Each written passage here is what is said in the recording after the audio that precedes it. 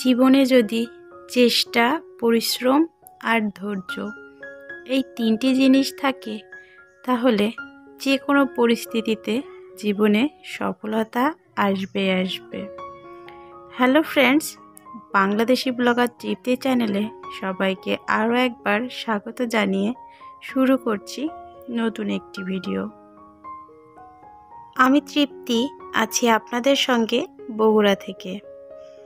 আশা করছি যে যেখান থেকেই আমার আজকের ভিডিওটি দেখছেন বা পরবর্তীতে দেখবেন সবাই পরিবার পরিজন নিয়ে ভালো আছেন, সুস্থ আছেন।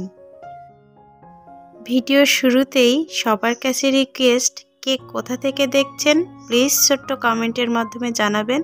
আর ভিডিওটি ভালো লাগলে অবশ্যই একটি লাইক দিয়ে ভিডিওটি কন্টিনিউ করবেন। শীতের দিন সকালবেলা ঘুম থেকে ওঠাটা কিন্তু অনেকটাই কষ্টের, কিন্তু আমাদের গৃহিণীদের কিন্তু সমস্ত কষ্টকে উপেক্ষা করে ঘুম থেকে উঠে পরিবারের সবার জন্য তাদের পছন্দ মতো নাস্তা তৈরি করতে হয়। তো আমিও তার ব্যতিক্রম নই। অলরেডি সকাল 6টায় ঘুম থেকে উঠে ছোট বাচ্চাটাকে রেডি করে তার জন্য টিফিন বানিয়ে তাকে স্কুল বাসে দিয়ে এসে তারপর সংসারের টুকটাক কাজকর্ম সেরে বাকিদের জন্য নাস্তা বানিয়ে নিচ্ছি। ডিম পাউরুটি দিয়ে আমরা সবাই কিন্তু কিছু না কিছু মজার নাস্তা তৈরি করে থাকি, কিন্তু সব সময় একঘেয়েমি নাস্তা খেতে ভালো লাগে না। তাই এক এক সময় এক এক রকম নাস্তা বাচ্চাদের জন্য করে দিই, এতে করে ওরা দেখে আগ্রহী হয় এবং খেতেও পছন্দ করে। তো আজকে ডিম পাউরুটির এই ভাইরাল রেসিপিটা তৈরি করছি, আর তারই কিছু অংশ আপনাদের সঙ্গেও শেয়ার করছি। তো ভিডিও শ্যুট করার সময় আমি খেয়াল করিনি, তো আমি যখন ভিডিওটা এডিট করছি তখন কিন্তু এই নাস্তা বানাতে একটা ভুল আমার চোখে পড়েছে। আপনাদের চোখে পড়েছে কিনা জানি না, যদি পড়ে থাকে আমাকে কমেন্ট করে জানাবেন যে একটু আগে কি ভুল ছিল আমার ভিডিওতে। তো যাই হোক, আমি পাউরুটির মাঝখানটা কুকি কাটার দিয়েও কাটা যায়, তো আমি তাড়াতাড়ি করে গ্লাস দিয়েই কেটে এভাবে মাঝখানে ডিম দিয়ে তৈরি করছি। তো একটাতে মাঝে ডিম দিয়ে তার উপর পাউরুটি দিয়ে এভাবে করেছি, আর আরেকটাতে আবার ডিম দিয়ে ভেজে নিয়ে তারপর উপরে পাউরুটি দিয়ে এভাবে ভেজে নিয়েছি। কেননা আমার কাছে মনে হচ্ছিল যে মাঝখানে ডিমের উপরই যদি পাউরুটিটা দেওয়া হচ্ছিল, ভিতরে একটু কাঁচা কাঁচা ভাব থাকছিল, যার কারণে এরকমটাই করে নিয়েছি। আমরা ইউটিউবে যত রকম রেসিপি দেখি না কেন, আমরা গৃহিণীরা যদি সেটা যখন নিজেরা বাসায় ট্রাই করি তখন কিন্তু তার মধ্যে আমাদের নিজস্ব কিছু আইডিয়া ঢুকিয়ে নাস্তাটাকে আরও বেশি ইয়ামি এবং অনেক বেশি স্বাস্থ্যকর করেই পরিবারের সবার জন্য তৈরি করি। তো সকালে নাস্তা তো করে ফেললাম, আর তার সঙ্গে এই শীতের মধ্যে গরম গরম 1 কাপ দুধ চা না হলে কি চলে। আর শীত পড়াতে কিন্তু দুধ চা খাওয়াটা অনেকটাই বেড়ে গেছে, কেননা প্রচণ্ড শীতের মধ্যে এরকম 1 কাপ চা কিন্তু শীতটাকে অনেকটাই কমিয়ে দেয়, সাথে মনটা অনেক ফ্রেশ রাখে, যেগুলো আমাদের সংসারের পরবর্তী কাজ করতে অনেক বেশি উৎসাহিত করে। সংসারের কাজগুলোকে যদি আমরা কঠিন মনে না করে সেই কাজগুলোকে যদি আমরা সহজেই করে নিই কিছু টেকনিক খাটিয়ে, তাহলে কিন্তু আমাদের প্রতিনিয়ত সংসারের কাজের যে একঘেয়েমিটা সেটা দূর হবে। আর এক দিন একভাবে যদি আমরা কাজগুলো করে থাকি, তাতে কিন্তু আমাদের সংসারের কাজ অনেকটাই আনন্দ উৎসাহ নিয়ে আমরা প্রতিনিয়ত করতে পারবো, আর এতে করে আমাদের সাংসারিক জীবন অনেকটাই আনন্দময়, সুখের এবং অনেক ভালো হবে। তো সকালে নাস্তার পর নাস্তার এবং কিছু বাসনপত্র ছিল সেগুলো ক্লিন করে নিলাম, আর এখন চলে আসলাম বিছানা গোছাতে। শীতের দিনে এরকম বিছানার উপর যে লেপ, কম্বল, কমফোর্টার যেগুলো থাকে সেগুলো গোছানো কিন্তু বাড়তি একটা কাজ এবং অনেকটাই সময় সাপেক্ষ ব্যাপার। তো এই কাজটা বেশিরভাগ দিন কিন্তু আমার হাজবেন্ডই করে, আমাকে অনেক কাজেই সাহায্য করে। তার মধ্যে প্রধান একটি কাজ হচ্ছে সকালবেলা ওর যখন সময় থাকে, যেদিন সময় পায় সেদিন এই যে কম্বলগুলো ওগুলো ভাঁজ করে দেয়। আর পরবর্তীতে আমার বাচ্চা এবং ওর বাবাকে নাস্তা দিয়ে পাঠিয়ে দেওয়ার পর এবং তার আগেও যদি আমি সময় পাই, আমি বিছানাগুলো সুন্দর করে ক্লিন করে ঝেড়ে তারপর হচ্ছে ঝাড়ু দিয়ে ঘরটা পরিষ্কার করে নিই। আর ক্যামেরার বাইরেও কিন্তু আমাদের অনেক কাজ থাকে, তো সবগুলো কাজ তো আপনাদের সঙ্গে শেয়ার করা যায় না, কেননা ভিডিও বড় হয়ে যায় আর আপনাদেরও দেখতে ভালো লাগে না। তাই চেষ্টা করি এক এক দিন এক এক কাজের কিছু কিছু অংশ আপনাদের সঙ্গে শেয়ার করার, এতে আপনাদের ভালো লাগবে। আর সেই ভালো লাগা থেকেই ভিডিওর এই পর্যায়ে আপনাদের সবার কাছে রিকোয়েস্ট, এখনও যারা ভিডিওটিতে লাইক করেননি প্লিজ একটা লাইক করে ভিডিওটি কন্টিনিউ করবেন। আর আপনি যদি আমার এই চ্যানেলের পরবর্তী ভিডিও দেখতে চান তাহলে আমার চ্যানেলটা সাবস্ক্রাইব করে আমার পাশেই থেকে যেতে পারেন। সেই সঙ্গে এ ধরনের ভিডিও ভালো লাগলে আপনার ফ্রেন্ডস ফ্যামিলির সঙ্গে ভিডিওগুলো শেয়ার করতে পারেন, আশা করছি তাদেরও অনেক ভালো লাগবে। আপনাদের সঙ্গে কথা বলতে বলতে বিছানাটা ক্লিন করে গুছিয়ে নিলাম। এই পর্যায়ে আপনাদের কিছু কিছু কমেন্ট আমার মনে পড়ে যাচ্ছে। আসলে অনেক আইডি থেকেই অনেক আপু ভাইয়ারা আমাকে কমেন্ট করেন যে দিদি ভাই তুমি খুব সুন্দর গুছিয়ে কাজ করো, ভিডিওতে খুব সুন্দর গুছিয়ে কথা বলো, যেগুলো আপনাদের কাছে ভালো লাগে। তো আপনাদের এই সুন্দর মতামতের জন্য আপনাদের সুন্দর মানসিকতাটাই কিন্তু কাজ করে। আপনাদের মানসিকতাটা সুন্দর বিধায় কিন্তু আমার কাজগুলো কথাগুলো আপনাদের কাছে এতটা ভালো লাগে। তাছাড়া আমরা গৃহিণীরা এই সংসারেই কিন্তু 24টা ঘন্টা থাকতে হয়। আর এই সংসারের ঘর বলেন বা রান্নাঘর বলেন, সেই কাজগুলো যদি আমরা পরিষ্কার পরিচ্ছন্ন পরিপাটি করে রাখতে পারি, করতে পারি, তাহলে কিন্তু আমাদের কাজ করার আগ্রহটা অনেকটাই বেড়ে যায়। যারা নতুন গৃহিণী, নতুন সংসার জীবন শুরু করেছেন, তারা যদি এই টিপসগুলো ফলো করেন দেখবেন আপনাদের সংসারের কাজগুলো কতটা সহজ হয়ে গেছে। যে কোনো কাজই যদি আমরা সুন্দর পরিষ্কার পরিচ্ছন্ন পরিপাটি করে গুছিয়ে করি তাহলে কিন্তু সেই কাজটা করতে অনেক ভালো লাগে, আর কাজের প্রতি একঘেয়েমিতা আসে না, আর সংসারটাও করতে অনেক ভালো লাগে, আর সংসারের প্রতি অনেক মায়া বেড়ে যায়। আর মায়ার জিনিস কিন্তু সবসময় মানুষ গুছিয়ে সাজিয়ে রাখতে পছন্দ করে, সংসারটাও ঠিক তেমনই।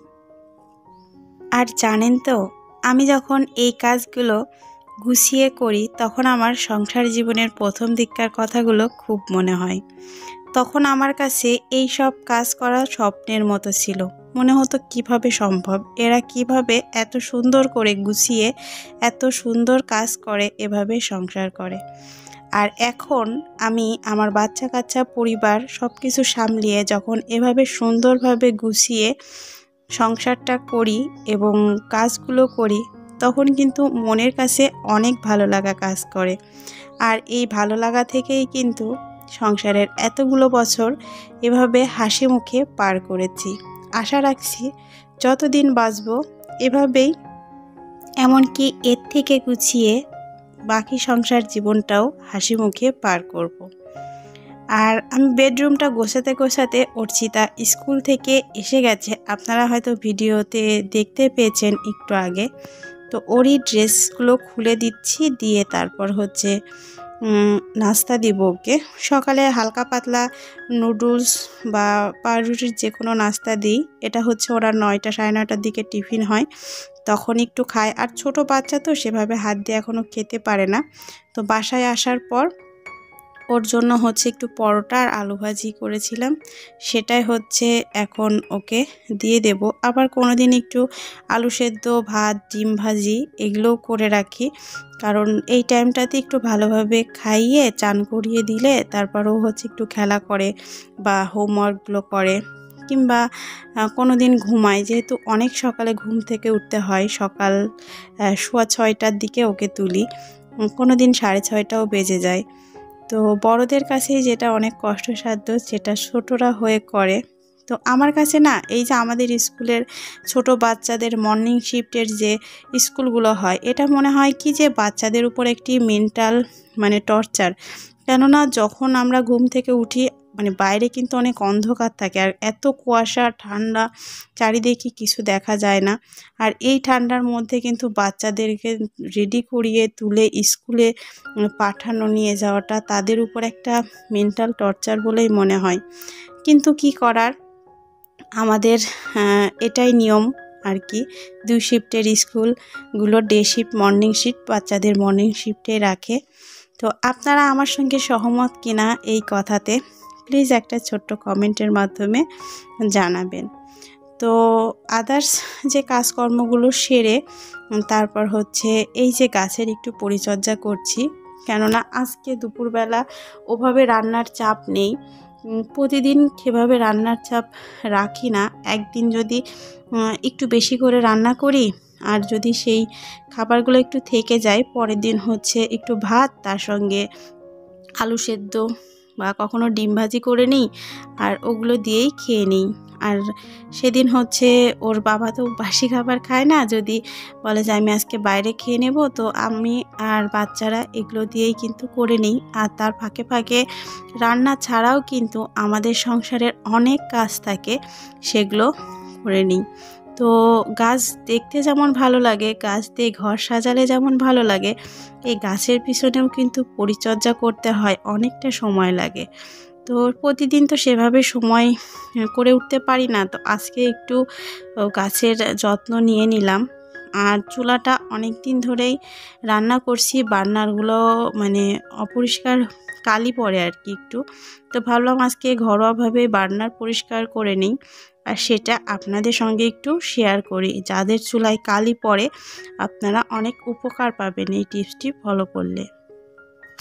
তো বার্নারের মধ্যে আমি কিছুটা পরিমাণ হারপিক দিয়ে দিলাম একটা পাত্রে, আর এখন দিয়ে দিচ্ছি 2 চামচ বেকিং সোডা। যে বেকিং সোডাগুলো আমরা বিভিন্ন পকোড়া জাতীয় খাবারে ব্যবহার করি, সেই বেকিং সোডা, আর দিয়েছি কিছুটা পরিমাণ হারপিক। তো আর এখন দিব হচ্ছে লেবুর রস।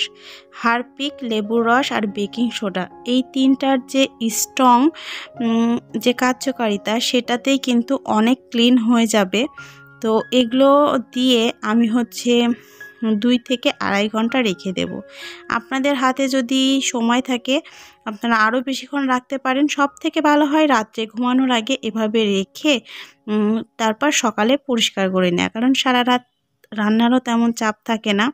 আর এর কার্যকারিতা আরও বাড়াতে আমি এর মধ্যে কোলগেট যে পেস্ট হয় সেটা দিয়ে দিচ্ছি। কোলগেট কিন্তু এইসব ক্লিনিং কাজের জন্য খুবই কার্যকরী।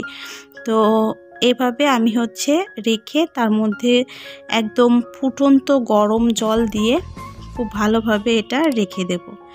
এখানে আপনাদের জন্য একটা কথা বলে রাখছি, এই হারপিকটা কিন্তু বাথরুমের নয়, আমি রান্নাঘর বা ঘরের বিভিন্ন ক্লিনিং কাজের জন্য এরকম একটা হারপিক সবসময় আর কি রেখে দিই আলাদাভাবে।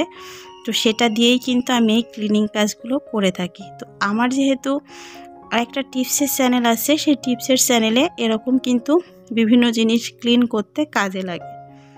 তো যাই হোক, 2 ঘন্টা এভাবে ভিজিয়ে রাখার পর আমি হচ্ছে এগুলো একটু স্টিলের যে মাজুনি আছে সেগুলো দিয়ে মেজে তারপর হচ্ছে এই যে এভাবে পরিষ্কার জলে 2 বার করে ধুয়ে নিচ্ছি। এতে করেই কিন্তু বার্নারগুলো একদম চকচকে ঝকঝকে হয়ে যাবে, কোনো প্রকার নোংরা থাকবে না, আর চুলার যে কালি পড়াটা সেটা কিন্তু একদম চিরতরে দূর হয়ে যাবে। দেখতেই পারছেন কতটা নীল আলো বেরোচ্ছে। তো এভাবে কিন্তু আপনারা 3-4 মাসে একবার যদি ঘরেই পরিষ্কার করে নিতে পারেন, তাহলে কিন্তু আপনাদের চুলা অনেক ভালো থাকবে।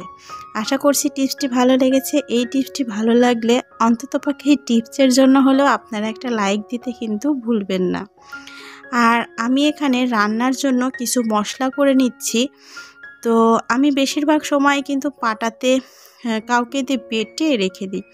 তো আমার কাজের যে হেল্পিং হ্যান্ড উনি কদিন ধরে আসছে না, যার কারণে আমি একটু জিরা হালকা ভেজে নিয়ে, মানে ভাজা জিরা না, হালকা একটু গরম করে তার মধ্যে একটু লবণ দিয়ে এভাবে জিরার গুঁড়া করে কাঁচের জারে সংরক্ষণ করে রেখে দেব। এটাতে কিন্তু আমার বেশ 10-15 দিন চলে যাবে। আর এভাবেই সেমভাবে আমি একটু লবণ দিয়ে আদাটাও ব্লেন্ড করে ডিপ ফ্রিজে রেখে দেব। তো এভাবে কিন্তু আমরা গৃহিণীরা যদি একদিন একটু সময় নিয়ে এই কাজগুলো করে রাখতে পারি, তাহলে কিন্তু সপ্তাহের বাকি 7 দিন, 10 দিন, এমনকি 15 দিন পর্যন্ত অনেকটা আরামে কাটানো যায়। আরাম বলতে সংসারের বাকি যে কাজগুলো আছে সেই কাজগুলো করে নিতে পারি। এমনকি রান্নার সময় ঝটপট কিন্তু আমাদের এগুলো কাজে লাগে। তো এতক্ষণ ভিডিওটি দেখার জন্য অসংখ্য ধন্যবাদ। দেখা হবে পরবর্তী ভিডিওতে। সবাই ভালো থাকবেন, সুস্থ থাকবেন। Good bye friends.